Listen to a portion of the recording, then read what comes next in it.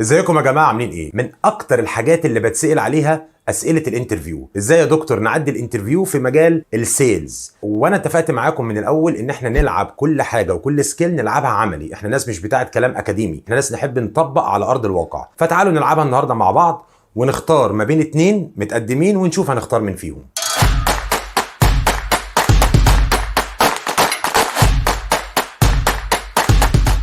اهلا بيكم يا جماعه. يلا نلعب مع بعض كده لعبه الانترفيو، خصوصا ان هي جيم لذيذه قوي كده وسكيل لذيذه ما بين الانترفيور وما بين الابليكانت، وبيتلعب فيها جيم حلوه. تعالوا نبدا على طول مع بعض عملي في الانترفيو. اهلا بيك. تعرف ايه عن شركتنا؟ لا والله الحقيقه انا ما عرفتش اجمع معلومات كتير قوي، بس اللي اعرفه انها شركه كويسه. اول نصيحه عايز انصحك بيها، اول ما يبقى عندك انترفيو او تسمع ان انت عندك انترفيو، حاول انك تكولكت داتا، حاول انك تجمع معلومات عن المكان اللي انت رايحه. تمام؟ بدل ما تتحط في موقف زي ده حد يقول لك كلمني عن شركتنا او تعرف عنها ايه، فيبان ان انت مش جاهز للانترفيو. فنصيحه يا جماعه، الانترفيو بيبدا من قبل الانترفيو، بيبدا من اول ما تسمع ان انت عندك انترفيو. اجمع داتا، معلومات، اي كلام تقوله في سؤال زي ده. الاول اسمح لي ان انا اشكر حضرتك ان حضرتك اتحت لي الفرصه دي في الانترفيو. وعايز اقول لحضرتك انا اسمع عن الشركه من قبل كده من الماركت نفسه، وعارف ان الشركه رانك 37، وان الشركه دخلت على الويب سايت امبارح عرفت ان فيها لاين CNS، وعرفت ان كمان فيها لاين بيديا ولاين اورثوبيديك. والانترفيو النهارده على لاين البيديا، وعارف ان الشركه دايما عندها نيو تشالنجز جديده، وان هي مركزه اكتر ان هي تجرو كل سنه عن السنه اللي قبلها. علشان كده يشرفني ان انا اكون جزء من التيم اللي هيقدر يحقق السكسس الكبير ده. طيب ممكن تكلمني شويه عن عيوبك؟ بص، هو يعني الحقيقه انا ما فيش في دماغي حاجه معينه، بس يعني ممكن اكون عيبي ان انا بشتغل كتير، وممكن اكون شويه انطوائي كده، ما بحبش يعني ان انا يعني اتفاعل مع الناس واتاقلم مع الناس وكده يعني. ما تقولش ما فيش عيوب، ما تقولش مش عارف عيبي، ما تقولش على عيب يكون اساسي في الشغلانه. ما تكونش مثلا مقدم في السيلز وتقول ان انا عيبي ان انا انطوائي ولا انتروفيرت ولا ما بحبش اتعامل مع الناس. ما تكونش مقدم على مجال محاسب وتقول انا ما بحبش الارقام. ما ينفعش. اختار دايما عيب يكون مش ريليفنت قوي للشغلانه، وفي نفس الوقت تكون خدت فيه خطوات وبدات ان انت تطور نفسك فيه. شوف يا دكتور، هقول لحضرتك على حاجه. انا اي عيب بالنسبه لي يعني بحب اسميه اريا اوف ديفلوبمنت وتشالنج جديد، ان انا اتعلم حاجه جديده. زي مثلا الباوربوينت، انا طول عمري كنت متجاهله على اساس ان هو مش حاجه مهمه قوي بالنسبه لنا في الحياه العمليه. بس لما بدات اعرف اهميته، بدات الفتره الاخيره ان انا اسمع فيديوز كتير، وبدات ادخل واطبق، وعرفت ان انا اعمل سلايدز، وبدات اعمل حاجات كويسه. والحقيقه ان هي دي طريقتي دايما لما باجي اتعامل مع اي عيب يقابلني، بحب ان انا اشتغل عليه واطور نفسي وابقى احسن، وهكذا طول الوقت يعني. طب سؤال، هو انت ليه سبت شركتك القديمه؟ بصراحه كل حاجه كانت عك، ومديرين مش فاهمين طبيعه السوق، وكمان ما كانوش بيعملوا لنا اي سبورت من اي نوع. شوف انا هقول لحضرتك على حاجه، الحقيقه هم ناس بروفيشنال جدا جدا، وناس فاهمه الشغل بشكل كويس. وانا كنت معاهم ملتزم بالبيزنس كوميتمنت بتاعي. يعني انا خلال سنه كامله معاهم اشتغلت معاهم كويس جدا جدا، والحمد لله عملت سكسس ستوري كبيره. لكن في نفس الوقت انا شايف ان هنا بيتر اوبورتونيتي ليا، سواء على مستوى الكارير باس او سواء على مستوى الاكسبيرينس، انها تجين الاكسبيرينس بتاعتي بشكل كبير، وهتبقى جزء من بلاني على اللونج ران اللي جاي ان شاء الله الفتره اللي جايه. طيب ممكن تحكي لي عن اي تشالنج او سيتويشن صعب يعني عديت بيه وعملت فيه ايه؟ والله انا اكبر تشالنج ان انا استلمت منطقه كانت واقعه ما بتحققش خالص ارقامها يعني، والحمد لله بقت تحقق. سؤال زي ده مش عايز اي كلام في الهوا، ده عايز سيتويشن واضح، تشالنج واضح تكون عديت بيه فعلا، وتكون خدت فيه اكشن، وتكون وصلت فيه لريزلت واضحه.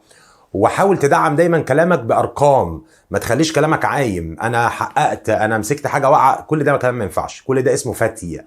فما فيش يا جماعه انترفيو ما بتسالش فيه سؤال زي ده. طيب حتى لو كنت فريش لازم تحضر سيتويشن يكون فيه تشالنج في حياتك، وقدرت ان انت تعديه ووصلت لريزلت معينه.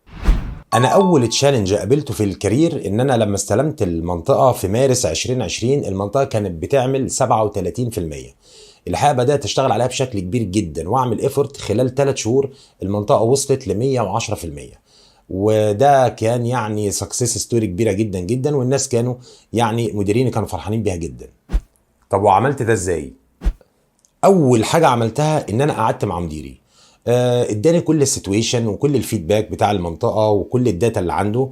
وبعد كده نزلت انا اخد فيدباك، وبدات ان انا افاليديت الداتا اللي انا خدتها ديت، واتاكد منها، واتاكد من السيتويشن بتاع كل كاستمر موجود.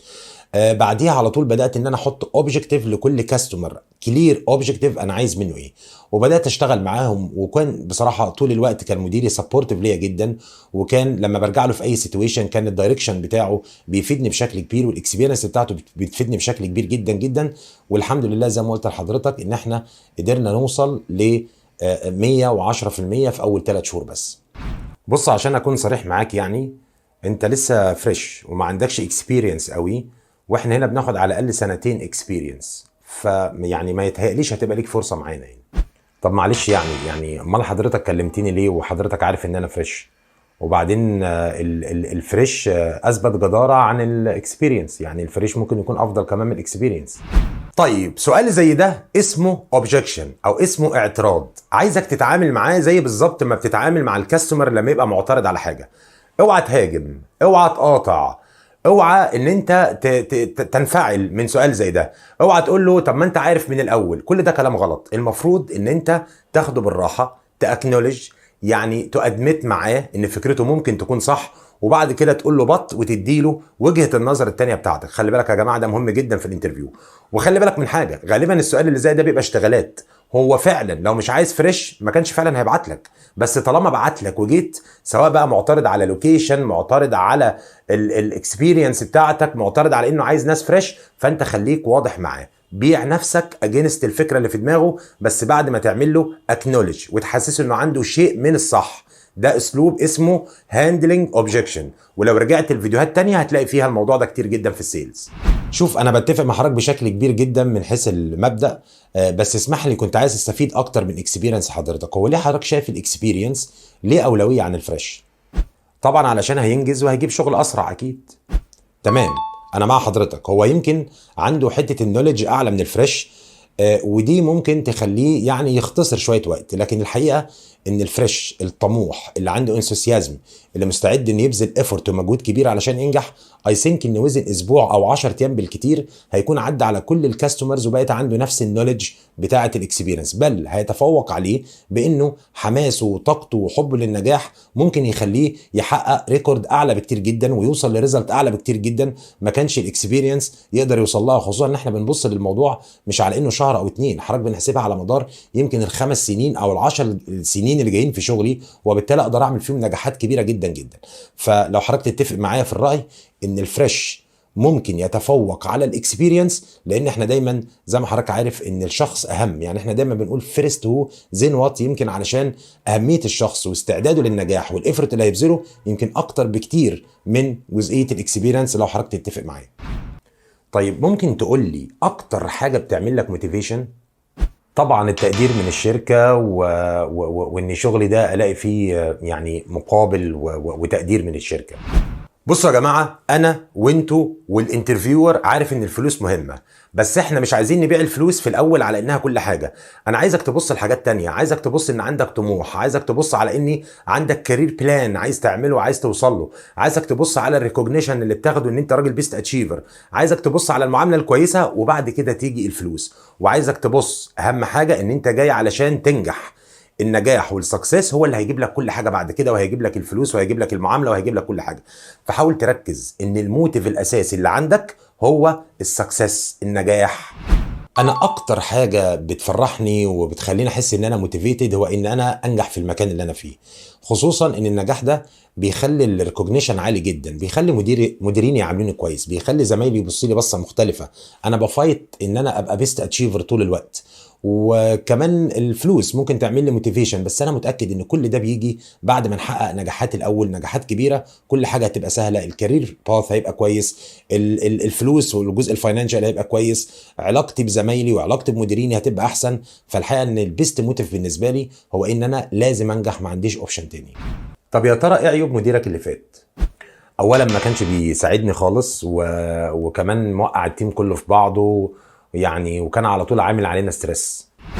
يا جماعة ما تغلطش في مديرك اللي فات ولا تقول اي عيوب عنده. انت راجل ما انتش في موقع ان انت تيفالويت الشخص الاكبر منك في الاكسبيرينس. حاول تهرب من سؤال زي ده. خلي بالك هيبقى من سوء حظك لو قلت عيب في مدير عندك طلع مشترك مع الشخص اللي انت بتكلمه. لو قلت له ان هو زنان، طب ما ده زنان. لو قلت له ان هو بيعمل ستريس، طب ما ده بيعمل ستريس.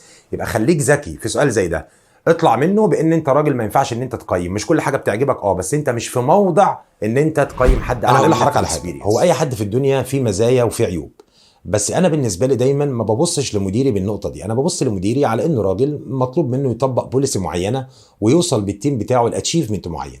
فقصه ان انا اشوف حاجه بيعملها كانت بالنسبه لي شايفها عيب او شايفها مش حلوه، مش دايما هكون انا الصح، لان راجل اكتر مني اكسبيرينس، راجل عنده فيجن، راجل عنده بوليسي عايز يطبقها. وبالتالي انا بحب ابص للموضوع على ان الحاجات اللي بيعملها مديري اللي انا شايفها عيب ممكن تكون ميزه كبيره جدا في البيزنس. فانا اسمح لي في حدود الاكسبيرينس بتاعتي ما اقدرش اقيم ده واقول عليه كان كويس او كان عيب او كان ميزه. انا اتعودت ان انا افولو الانستراكشنز بتاعه مديريني، ومتاكد ان هم عندهم فيجن اكبر واكسبيرينس اكبر، فاكيد هم هيفكروا في الصح. مين افضل مدير اشتغلت معاه؟ احسن مدير اشتغلت معاه بصراحه دكتور احمد حسين. دكتور احمد حسين يعني راجل كانت معاملته لطيفه جدا جدا، وعلى طول بيحتوينا ومقدر مشاعرنا طول الوقت. فهو راجل بصراحه كان من احسن الناس اللي اشتغلت معاه. انا عايزك في سؤال زي ده تقول فعلا مدير كويس تكون اشتغلت معاه وتكون اتعلمت منه حاجه. مش كويس عشان معاملته كويسه ولا معاملته لطيفه، لا، ده راجل علمني البروبلم سولفنج، ده راجل علمني البريباريشن قبل ما ادخل لاي كاستمر، ده راجل فهمني وغير في المينتاليتي بتاعتي في 1 2 3. اختار دايما في كل سؤال اللي ينفعك في الانترفيو واللي يبيعك في الانترفيو. فلما انت تتعلم بروبلم سولفنج معناه ان انت راجل كويس في البروبلم سولفنج. انا عايز يا جماعه ناخد كل سؤال في الانترفيو على انه فرصه ان انا ابيع فيها نفسي. انا كل مدير اشتغلت معاه اتعلمت منه حاجه، خصوصا بقى دكتور احمد حسين كانت من الناس اللي هي علمت معايا كويس جدا، لانه اول مدير اشتغلت معاه. دكتور احمد علمني ان الكول مش الوقت اللي احنا بنقضيه مع الكاستمر، والقصه كلها مش في الوقت اللي انا بقضيه مع الكاستمر. الراجل علمني ان without preparation انت ممكن تخسر الكول كلها. فقال لي ركز كويس قوي في انك تكولكت داتا كويس عن الكاستمر، انك تاخد فيدباك كويس عن الكاستمر، انك تحط كلير اوبجكتيف للكاستمر اللي هو جزء البري كول. قال لي ده هيسهل عليك الثلاث اربع دقائق اللي بتقعدوا مع الكاستمر، هيخليك تبيع بشكل افضل. والحقيقه ان انا طبقت الكلام ده في كل تقريبا الشغل بتاعي. عرفت ان البريبريشن والبلاننج يمكن ما يقلش اهميته عن 60% من موضوع السيلز. لو اترفضت ومالكش فرصه معانا هتزعل؟ لا خالص يا دكتور، المهم ان انا اتشرفت بحضرتك يعني. طبيعي ان انا ازعل، طبيعي ان انا اتضايق. يا جماعه احنا رايحين ننافس في الانترفيو، رايحين ننافس علشان ناخد مكان. فلو حضرتك مش هتاخدني طبيعي ان انا هكون عندي شيء يعني عايز افهم ليه واتضايق، وانا جاي عشان افايت. هو الراجل عايز يشوفك مش فارق معاك الموضوع ولا انت فايتر على الفرصه؟ لا طبعا في سؤال زي ده لازم اقول له ان انا فايتر وان انا افضل الموجودين وان انا استاهل الفرصه دي. مش بسهوله كده تقول له لا عادي قشطه مش هتضايق يعني. لا، هو الموضوع بالنسبه لي مش موضوع ان انا ازعل، بس الموضوع ان انا جاي هنا ان انا افايت واكومبيت مع كل الناس اللي بتقدم والابليكانت اللي بيقدموا علشان خاطر الفرصه دي. فانا شايف نفسي فت، وشايف نفسي ان انا اقدر ان انا اعمل سكسس ستوري في المكان ده. فلو حضرتك شايف ان في اي سبب ممكن يخليني فرصتي ضعيفه او يبعدني، فيا ريت حضرتك تقوله لي. تحب تسالني في اي حاجه؟ لا بصراحه مش عايز اسال في حاجه يعني. انا متشكر لحضرتك جدا جدا. نصيحة، بلاش تقول ما عنديش أسئلة، وبلاش تسأل أسئلة شخصية بتاعت بقى أنت متجوز ولا مخلف ولا عايش فين. حاول تستغل السؤال زي ده في إنك برضو تبيع نفسك للراجل بإنك تسأله أسئلة ريليفنت. يعني إيه ريليفنت؟ يعني إيه لها علاقة بالانترفيو.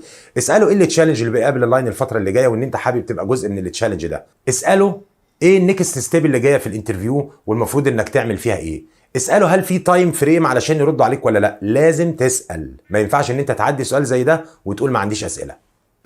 انا احب اشكر حضرتك طبعا على وقتك وعلى استقبال حضرتك ليا.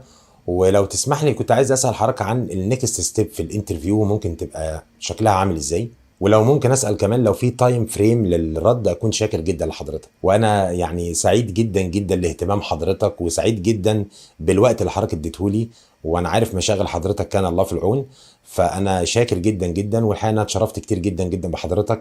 ولو تسمح لي اخد البيزنس كارد بتاع حضرتك ان انا اتواصل معاك الفتره اللي جايه يعني. في النهاية عايزك تبقى فاهم ان الانترفيو ده جيم لذيذة جدا، سكيل حلوة كده تلعب بيها جيم مع اللي قدامك. وعايزك تبقى فاهم ان السيلف كونفيدنس مهمة جدا، وانك تبقى نفسك بيور سيلف مهمة جدا. اوعى تبان ان انت فيك او مصطنع او محضر اجابات معينه. انا عايزك تتعامل مع الانترفيو على ان الانترفيور ده كاستمر عنده نيد معينه بيدور فيها على شخص معين. في كل موقف، في كل سؤال، حتى في الامبريشن بتحاول تبيع نفسك على انك الافضل في المكان اللي انت رايح له ده. وعلشان كده عايزك كمان تحاول تقلب الانترفيو لدiscussion. يعني لو جات لك فرصه تسال الانترفيور على حاجه معينه، تو كلاريفاي، تبروب معاه وتساله حضرتك بتدور على ايه، كرايتيريا ايه، تقلب الموضوع كده عباره عن ديسكشن، هيبقى افضل بكتير. خصوصا في السيلز عندنا ما يبقى الانترفيو وان واي والراجل بس بيتكلم وانت بتجاوب على اسئلته. يا جماعه احنا مطالب ان احنا نعمل ده مع الكاستمر، واللي انت بتعمله مع الانترفيو غالبا هو اللي انت هتعمله مع الكاستمر. فانا عايزك تقلب الموضوع لديسكشن جميله وتو واي كوميونيكيشن، وتستفيد من كل كلمه او كل حركه او كل سؤال في انك تبيع نفسك دايما على انك الافضل، على انك فايتر، على انك انسيست ان انت تاخد الفرصه دي وانك الشخص المناسب ليها. وربنا يوفقكم دايما. ما تنساش تشير الفيديو علشان كل الناس تستفيد زيك، وما تنساش تعمل لايك او كومنت او سبسكريبشن على اليوتيوب، عشان دايما دعمكم هو سبب استمرارنا. وربنا يوفقكم دايما، واشوفكم دايما على خير.